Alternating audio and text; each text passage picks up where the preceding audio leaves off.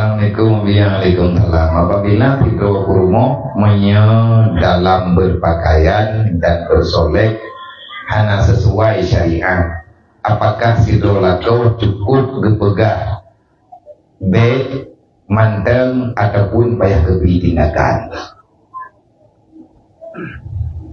Tindakan yang tidak membawai kepada kecacatan, cacat tubuh, cacat anggota boleh. Berat gemui, anak satu waili. Kalian tak pegah baik menang cara mui, anak seperti nyan jok lip mewli kurmo, nyan tindakan.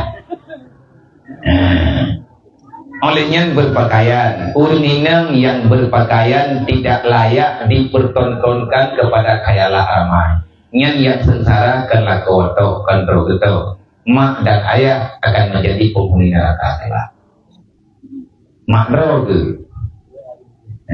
Tanya urinam yang kepidin bersolek di hadapan suami droge. Tak pakai menyepret, dipegang dalam kitab dari Kaikul Akbar. Ditanya urinam, katubir berjalan, tak pakai wangi-wangian.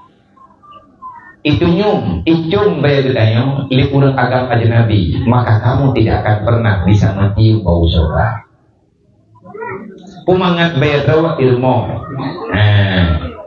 Ati katubir keluar, ada dia beingin li agam lain ada ditanya. Buat minyak bro dah. Dah kalah minyak putra minyak penyong-nyong. Yang beingin li ura.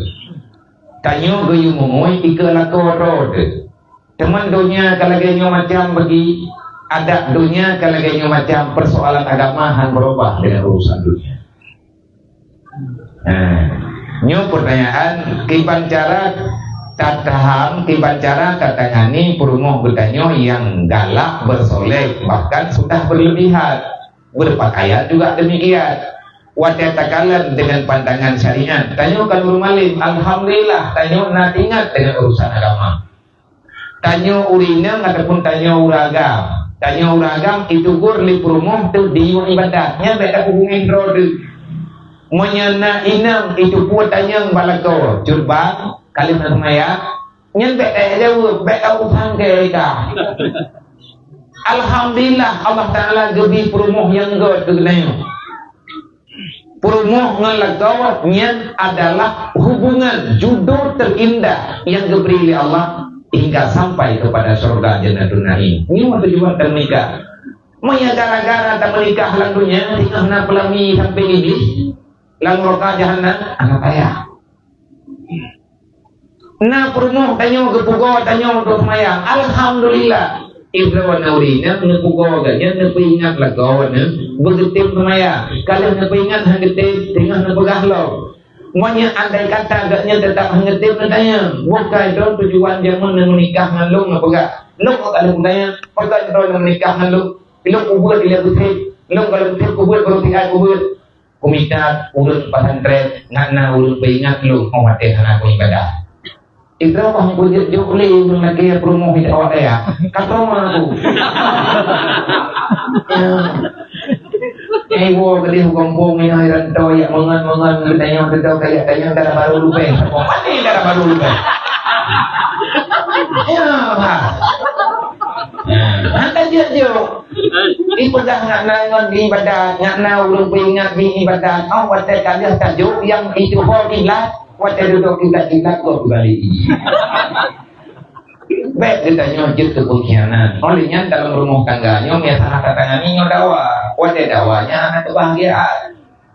Dan benar persoalannya anak terselesaikan dalam rumah tangga yang tidak pegang yang payang dah.